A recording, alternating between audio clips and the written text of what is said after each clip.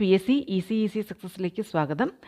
കഴിഞ്ഞ maths question പേപ്പറിലെ ഒരു ക്വസ്റ്റ്യനിൽ ചോദിച്ചിരുന്ന ഡൗട്ടിൻ്റെ ആൻസറാണ് ഈ ക്ലാസ്സിൽ ഉൾപ്പെടുത്തിയിട്ടുള്ളത്. ചോദ്യം: 15 സെൻറ്റിമീറ്റർ ആരമുള്ള ഒരു ലോഹഗോളത്തെ ഉരുക്കി 27 തുല്യ വലിപ്പമുള്ള ചെറുഗോളങ്ങളാക്കി.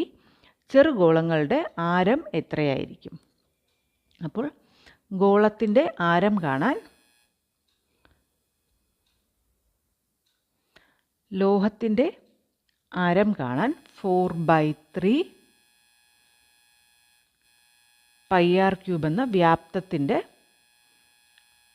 ഫോർമുല ഉപയോഗിക്കാം. അപ്പോൾ 4/3 πr³ ഇതാണ് ഗോളത്തിൻ്റെ വ്യാപ്തം, വോളിയം. അപ്പോൾ 15 സെൻറ്റിമീറ്റർ ആരമുള്ള ഒരു ലോഹം, അപ്പോൾ അതിൻ്റെ വ്യാപ്തം 4/3 π × 15³ 15³. ഇനി ഇതിനെ ഉരുക്കി ചെറിയ ഗോളങ്ങളാക്കി. എത്ര ചെറിയ ഗോളങ്ങളാണ് ആക്കിയത്? 27.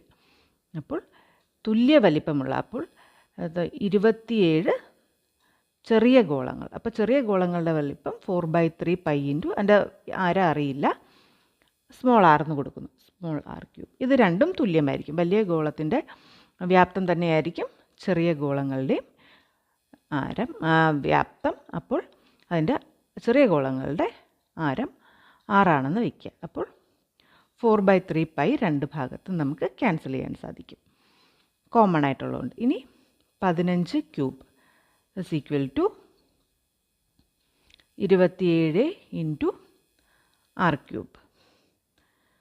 അപ്പോൾ r³ എന്ന് പറയുന്നത് 15³, അത് 15 × 15 × 15/27.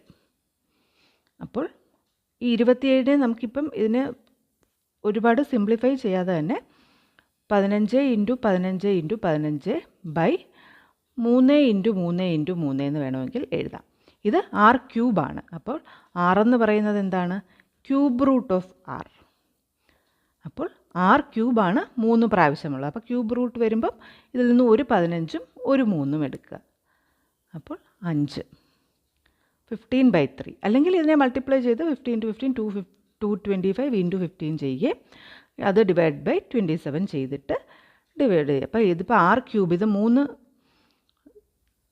പ്രാവശ്യം നമുക്ക് എഴുതാമല്ലോ, 15 × 15 × 15. അതുപോലെ 27 ഒരു പെർഫെക്റ്റ് ക്യൂബ് സംഖ്യയാണ്. 3 × 3 × 3. അപ്പോൾ ക്യൂബ് റൂട്ട് എടുക്കുമ്പോൾ ഇതിൽ നിന്നും ഒരു 3ഉം ഒരു 15ഉം മതി. അപ്പോൾ 5 സെൻറ്റിമീറ്റർ എന്നുള്ളതാണ് ഉത്തരം.